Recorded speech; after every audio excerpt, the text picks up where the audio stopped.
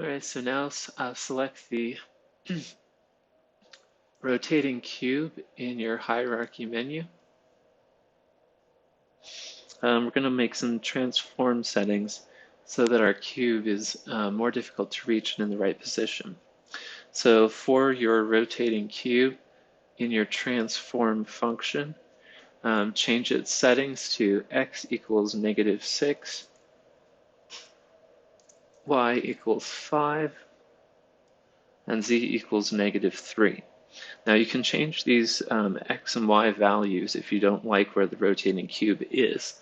I'm just giving those to you as a starting point.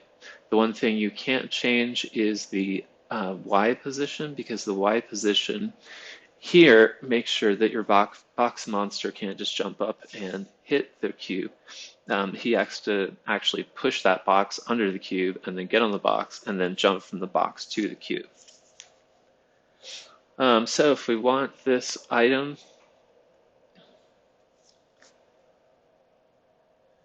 to make this item a collectible, then we need to apply physics to this.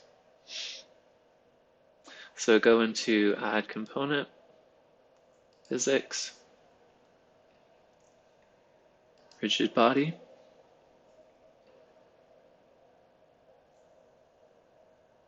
And we want our rotating cube to hang in the air. So on our rigid body, uncheck the one that says use gravity. All right, so now we're going to adjust some of the scripts so our player does what we want it to do. So select your Boxymon Cyclops in the hierarchy window. In its inspector, find the player control script, which mine is right here.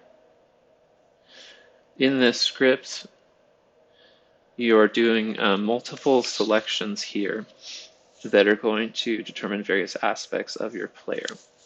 So in the tutorial guide handout, this is on page 27, all of the things you're going to add to the player controller so that it does what you want.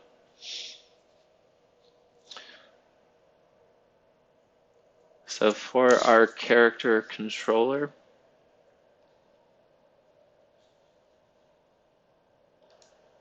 we want to hit the little dot within the circle, and we want to select our Boxymon Cyclops. And there he is. For the animation, we want to do the same thing, but this time we're picking out Boxymon Cyclops here. And then for our running sound, we want to choose an audio clip. In this case, we have one specifically for running. So put that on there as well. And there's your 1, 2, and 3 aspects that go onto the prefab for the Boxymon Cyclops. Now on here, choose if you want it to be, sorry, I lost my spot. Choose if you want it to be player 1 controls or player 2 controls. You'll end up playing with these later on. Right now it doesn't matter so much which of the two, but later on it will. So once you pick that, you have a whole bunch of other values that you can adjust. So if you look a little bit lower, it says running speed, gravity, which is the pull of gravity, free rotation speed, and then if you go down to the collision controller separate script, you also could change something like the push power, which would make your character push your box further more easily. So you can adjust these however you want after testing them out by clicking the play function and just decide what exactly you want this to be right now.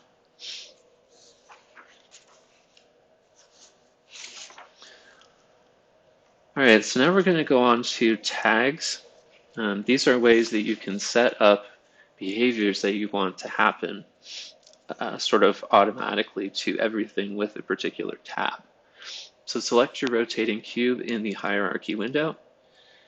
At the top of its inspector window, you see a drop down here with the tag. So if I use my drop down here, I want to set this as collectible. And that means that if you make any settings to this collectible tag, it will be applied to your rotating cube. All right, go back to your hierarchy window, select box. In its inspector window, we're changing the tag. Again, this is at the top. We're changing the tag to object. And now in the hierarchy window, we want to select our Boxymon Cyclops. And we want to change its tag to player.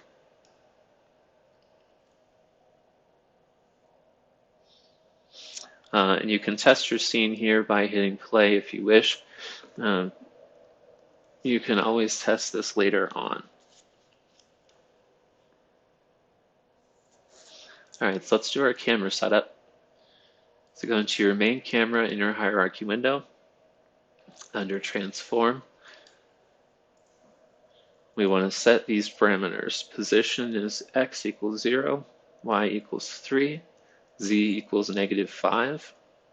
Our rotation is x of 10, and no change for rotation for y and z. And if you look down below in your camera functions here, under clipping panes, you'll see a near and a far. So set your far to 300. Again, this is one that you can adjust later if you want to change the height and the angle of your view through the main camera. All right, so we've got the camera settings done there. So again, click back into your hierarchy window.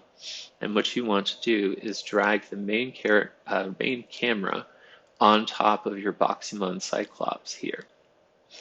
What that does is makes the camera a child of the Boxymon Cyclops, and that also means that the camera will follow your Boxymon Cyclops when you're moving through. So go ahead and test now what this looks like, how your monster is going to be moving, all of that.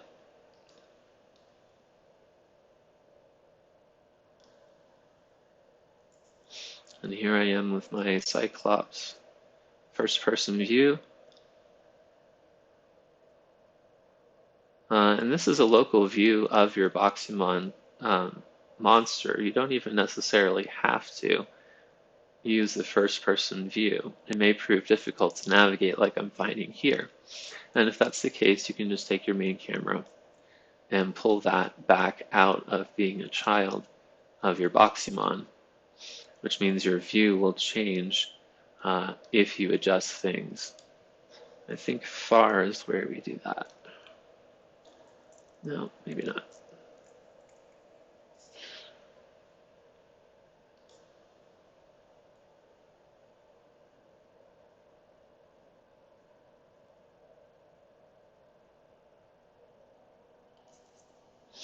All right, so now you can test your game, make sure you have things are working, and then you can customize some of the features. So player controls, you'll see there on page 28, up, left, right, and it moves you around. Just keep in mind that he only moves forward in the direction that he's facing.